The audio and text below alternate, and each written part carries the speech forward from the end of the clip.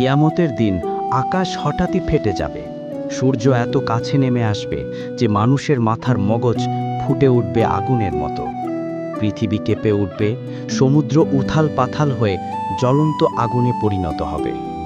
আর তখন মানুষের অবস্থা হবে যে কেউ কারোর খোঁজ করবে না। মা নিজের সন্তানকে ভুলে যাবে, ভাই ভাইকে দেখেও চিনবে না। প্রত্যেকে দিশাহারা হয়ে চারদিকে দৌড়াচ্ছে, বলছে আজ কি হবে আমার পরিণতি।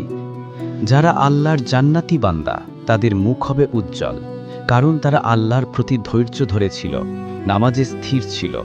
আর যারা জাহান্নামী বান্দা তাদের মুখ হবে কালো অন্ধকার, কারণ তারা দুনিয়ার মোহে সব ভুলে গিয়েছিল। কিয়ামতের দিন মানুষ দল বেঁধে দাঁড়িয়ে অপেক্ষা করবে হিসাবের জন্য। যারা আল্লাহর জান্নাতি বান্দা তাদের ডান হাতে তুলে দেওয়া হবে আমলনামার বই। তারা আনন্দে বলবে, আহা, এটা তো সেই দিন, আল্লাহ তার প্রতিশ্রুতি পূর্ণ করেছেন।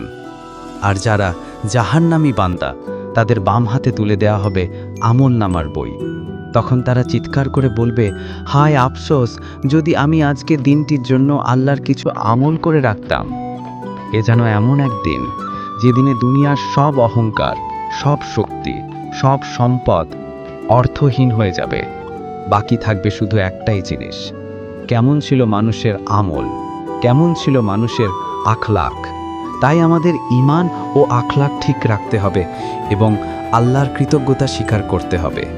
এই ভিডিওটি যদি আপনাদের বিন্দু পরিমাণ ভালো লেগে থাকে তাহলে সাবস্ক্রাইব বাটনটি চাপ দিয়ে আমাদের পাশেই থাকুন।